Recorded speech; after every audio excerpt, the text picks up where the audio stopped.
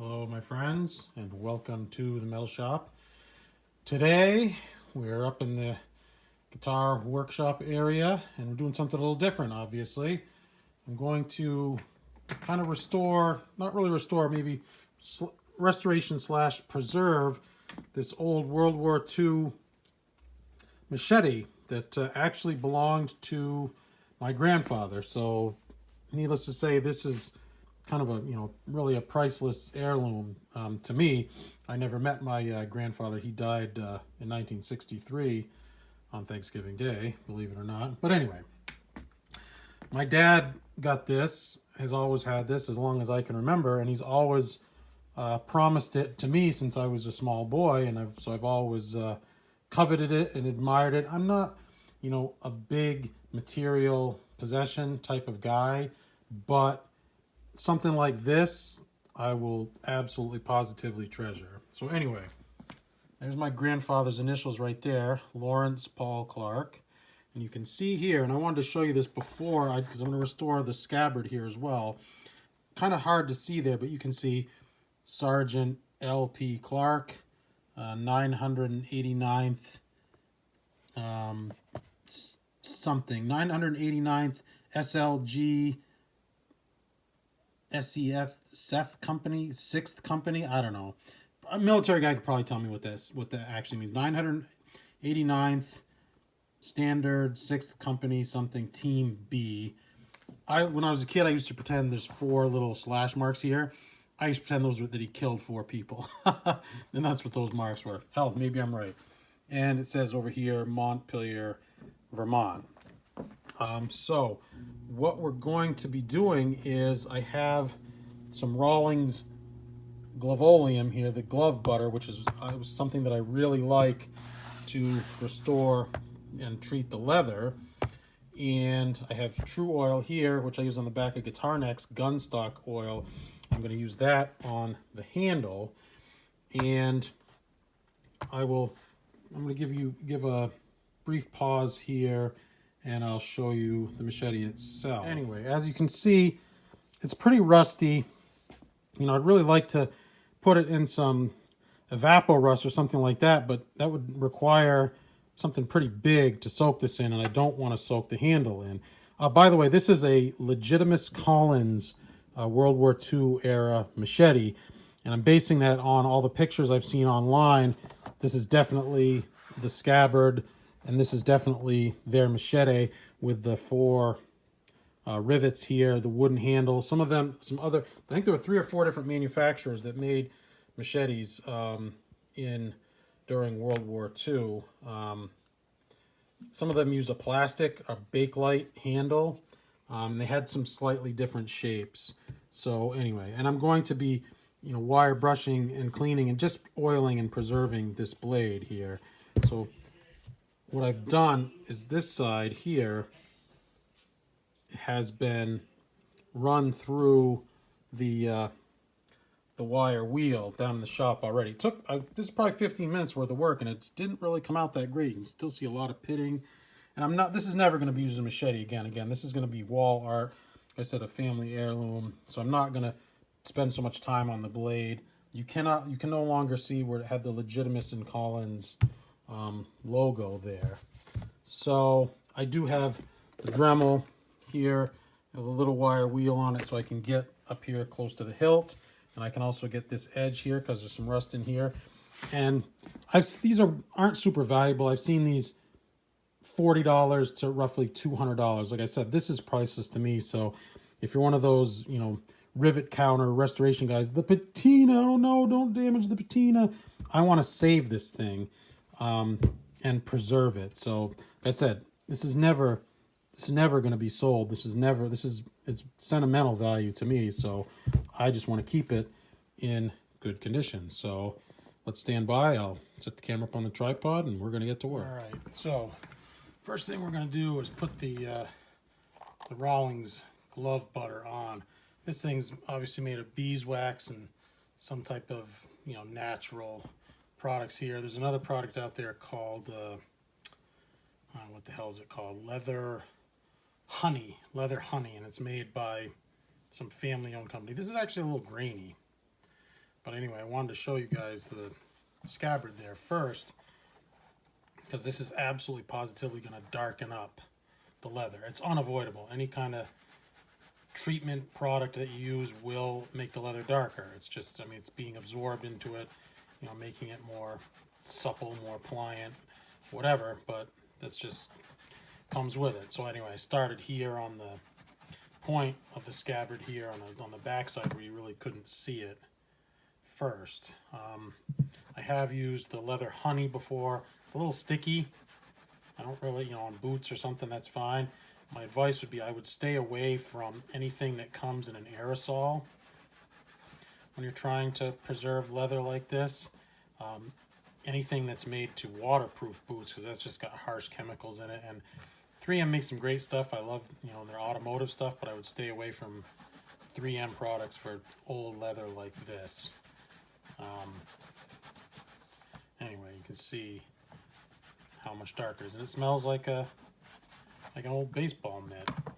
So anyway, my grandfather, kind of weird story. He was drafted late in the war, and he was unusual, not your typical GI that you think of. He was 33 years old when he got drafted, and he went and he served, and he, you know, he did his part, but he was actually employed with what his employer called a mission critical job. He was a manager at a power plant in Vermont, and they didn't want him to go. They were like, no, he's not necessary. And even for the war effort, providing, you know, power to the country was, you know, like I said, deemed, you know, critical critical to the workings of our country. But anyway, he went, and I'm not sure. Anyway, he was stationed in the Pacific. I know he went to Guam. I'm not sure where else he went. I will insert some pictures either at the end of the video or in here somewhere of my grandfather serving overseas. Like I said, I didn't get to meet him. He died Thanksgiving Day, 1963, obviously long before I was born. And my father was actually pretty young at that time too. So like I said, this is a family heirloom in my opinion. And as I remember this when I was a kid, like I said, I don't remember the first time I saw it. I was 9 or 10 years old, and my dad always said, you know, that'll be yours someday, son. One of those deals. And I always held him to it. Well, we recently helped my dad move, and one of my sons was helping, and he spotted this, and he kind of like, what is this? Pretty obvious that he wanted it, and I could kind of see the wheels spinning in my dad's brain. I think he was actually thinking about giving it to my son. I was like, whoa, whoa, whoa. I'm like, hold up. I'm like, hold on, kiddo. Like, that'll be yours someday.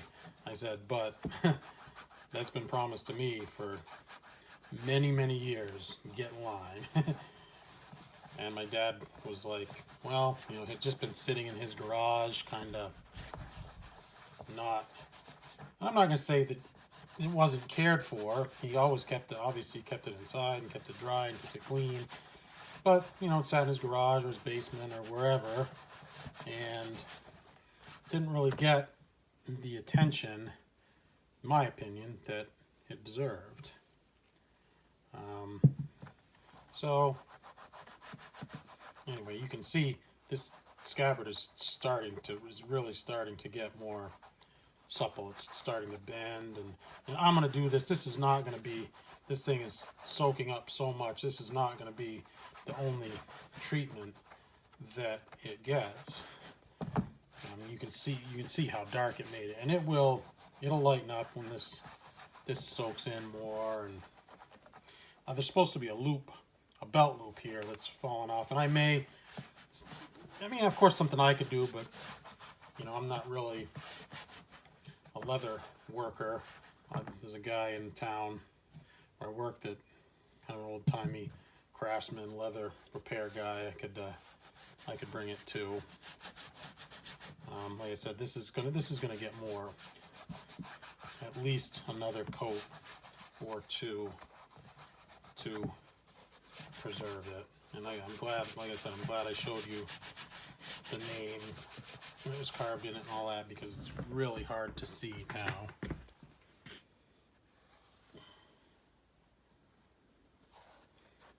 Smells good, just like an old baseball glove. But we're gonna preserve that. And I'm gonna use a little bit of True Oil here. Actually, I'm gonna hold up on that. What I'm gonna do first is I'm gonna get the Dremel here. I'm gonna get these rivets, and unfortunately they're not brass, they're mild steel rivets. I'm gonna get those a little bit, and I'm gonna get the metal here, you can see in between the wood, before I coat the wood with True Oil. And again, this is the side here that I did not get with the grinder. I did cover it in 3-in-1 oil, which I'm gonna do some kind of 3-in-1 oil or even Vaseline or something after the fact once this thing goes into storage. But let's get these rivets cleaned up a little bit.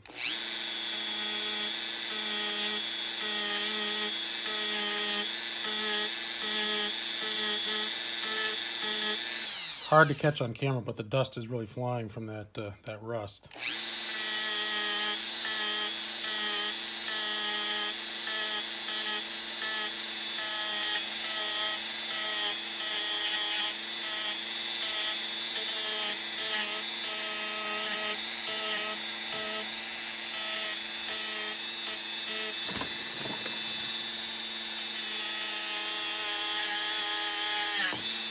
You can really see the dust going now.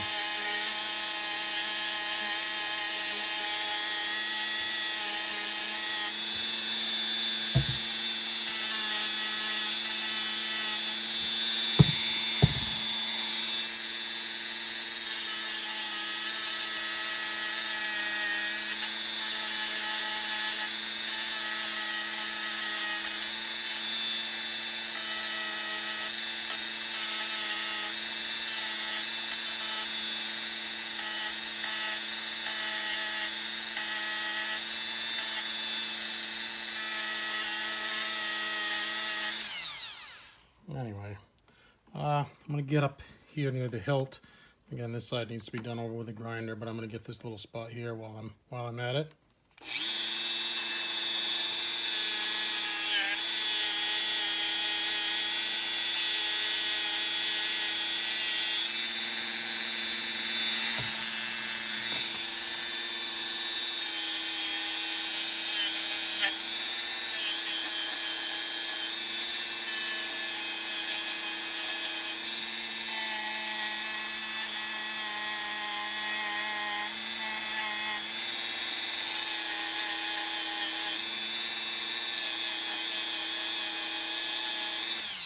Anyway, what a difference that makes there.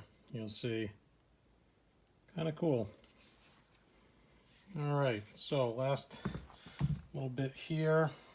I'm just going to use the same rag to apply the True Oil. And I have some lemon oil over here. A bunch of good stuff that I have for guitar necks. There we go, just a little bit of True Oil. This is good stuff. I'd like to thank, there's a Canadian guy on YouTube, Woody So's Guitar Repair. Pretty cool channel, check it out. He turned me on to this True Oil. I'm glad he did. This is good stuff. Really good stuff. Gun stocks is what it's made for, but really great for unfinished guitar necks. This will help to preserve those mild steel rivets, as well having the wood saturated with oil. And you can see it's really, I mean, it's like, it looks dry even after I've applied it here. It is really soaking it in. It smells great too. All right, so I'm gonna make a few more passes over the grinder, and then a few more coats of the glove oil to the scabbard, go over the grinder there, and I will show you guys the final product. Cool.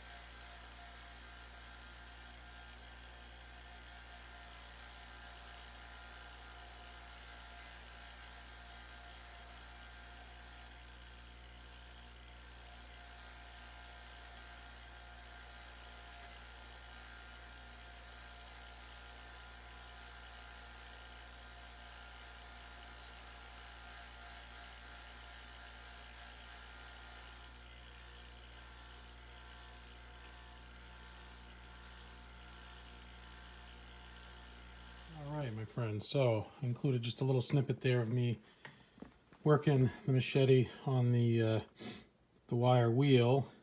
All in all, I probably had about 30 minutes, about 15 minutes per side. And if you've ever seen a guy buffing like a guitar or something, it's kind of the same thing. It's kind of a dance. You're kind of back and forth and you're trying to, you know, work it on the wheel, how it fits and exactly how it works.